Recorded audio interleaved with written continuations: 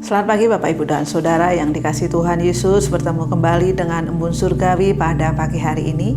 Mari kita akan merenungkan firman Tuhan pada pagi hari ini bersama-sama. Kita belajar bagaimana tentang kesalehan Ayub ya ketika dicobai, yang tertulis di dalam kitab Ayub pasal yang pertama. Bapak Ibu, di dalam kehidupan kita tentu kita yang butuh yang namanya perlindungan. Ketika kita merasa di dalam penderitaan, di dalam sakit penyakit, di dalam bencana, di dalam kehilangan, atau di dalam berbagai hal yang tidak bisa kita atasi, tentu kita membutuhkan yang namanya perlindungan.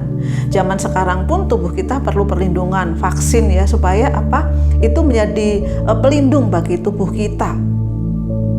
Bapak Ibu dan Saudara yang dikasihi Tuhan, ketika kita merasa butuh perlindungan atau ketika kita merasa ada sesuatu yang membuat kita tidak sanggup lagi, nah perlindungan, pertolongan supaya hal buruk tidak terjadi dalam kehidupan kita itu kita butuhkan.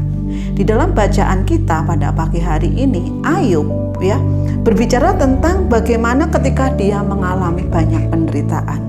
Di pasal 1 ayat yang pertama dikatakan ada seorang laki-laki di tanah Uz bernama Ayub.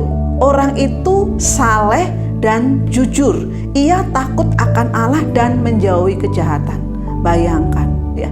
Seorang Ayub yang saleh, yang jujur, yang takut akan Allah dan menjauhi kejahatan, dia pun mengalami pencobaan. Ya karena apa? Kita melihat bagaimana iblis tidak suka melihat Ayub yang demikian saleh, Ayub yang demikian jujur, Ayub yang demikian takut sama Tuhan ini, sehingga dia minta izin ya kepada Tuhan, ya mungkin karena kekayaannya, karena berkat yang berlimpah-limpah dan semakin besar kekayaannya, hal itu yang membuat membuat Ayub ini menjadi saleh.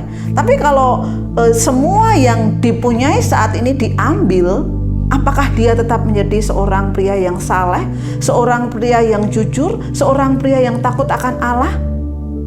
Bapak Ibu dan Saudara yang dikasihi Tuhan, hal bertubi-tubi menyerang Ayub. Hal ini menguji kesetiaannya ya. Yang pertama kita melihat bagaimana waktu itu Ayub dicobai luar biasa. Ketika apa? Yang pertama, lembu sapinya serta penjaganya itu dirampas oleh orang Seba ya. Padahal pada waktu itu dia mempunyai 500 pasang ya lembu dan juga keledai, 500 keledai betina aja ya. Dikatakan pada waktu itu Ayub adalah orang yang sangat kaya, bahkan terkaya di daerah timur. Belum selesai Ayub mendengar berita itu, ada seorang yang datang lagi yang mengatakan bahwa api menyambar dan menghanguskan kambing domba dan penjaga-penjaganya. Padahal pada waktu itu kambing dombanya ada 7.000 ekor. Hanya satu orang yang selamat, dan orang itu datang kepada Ayub untuk memberitahukan hal ini. Belum selesai berita itu diterima, ada seseorang yang datang lagi dan mengatakan bahwa unta-unta yang dimiliki itu dirampas orang Kasdim, 3.000 ekor. Dan belum selesai itu ada berita duka lagi. Ketika semua anaknya, ke-10 anaknya, 7 laki-laki dan 3 wanita harus meninggal dunia. Karena apa? Karena angin ribut dan rumahnya hancur dan semuanya menjadi habis. Bapak Ibu bisa bayangkan, di dalam sekejap ya, di dalam sekejap saja harta yang dimilikinya habis, anak kesayangannya meninggal semua. Tentu hal ini akan sangat menyedihkan atau membuat seharusnya Ayub itu ya nggak percaya sama Tuhan. Tetapi kita melihat bagaimana kesalehan Ayub ini ya. Kita melihat ya, apakah Ayub yakin dengan perlindungan Tuhan itu?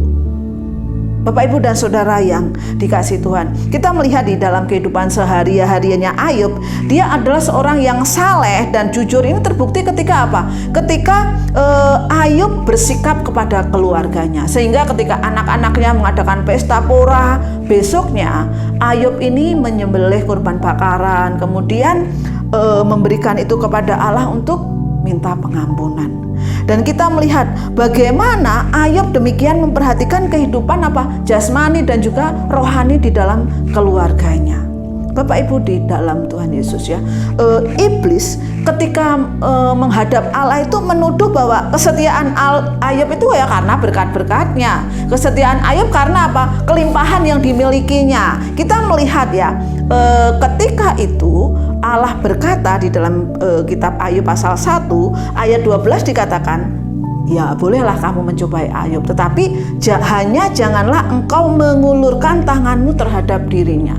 Kemudian di pasal yang kedua ayat yang ke-6 dikatakan, maka firman Tuhan kepada iblis, nah ia dalam kuasamu, hanya sayangkan nyawanya.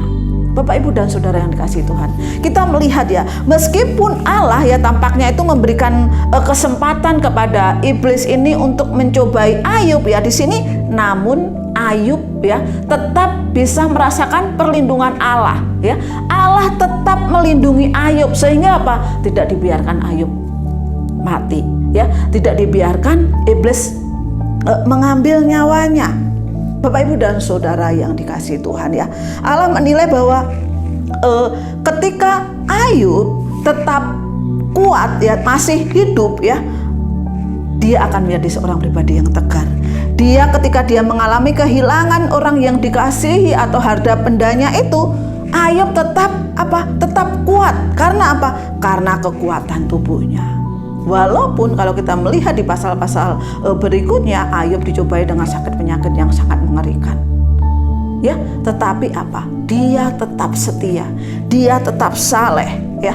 Ayub dan keluarganya itu apa? Di dalam pengawasan dan perlindungan Allah. Ya, perlindungan Allah yang sama seperti dinyatakan di dalam kitab 1 Korintus pasal 10 ayat 13. Pada waktu itu Paulus mengatakan, pencobaan-pencobaan yang kamu alami ialah pencobaan-pencobaan biasa yang tidak melebihi kekuatan manusia. Sebab itu Allah setia, dan karena itu Ia tidak akan membiarkan kamu dicobai melampaui kekuatanmu. Pada waktu kamu dicobai, Ia akan memberikan kepadamu jalan keluar sehingga kamu dapat menanggungnya. Bapak, Ibu, dan Saudara yang dikasihi Tuhan, saya nggak tahu apa pergumulan kita pada saat-saat ini, tapi mari kita percaya bahwa perlindungan Allah itu selalu ada di dalam kehidupan kita. Ya, perlindungan Allah terhadap kita, terhadap keluarga kita, itu akan Allah nyatakan selalu dalam kehidupan kita. Dan biarlah bersama dengan Ayub pagi ini kita belajar kepadanya bahwa Allah tetap mengasihi Ayub, bahwa Allah tetap melindungi, dan Allah tetap menyayangi Ayub. Selamat pagi, Tuhan Yesus memberkati.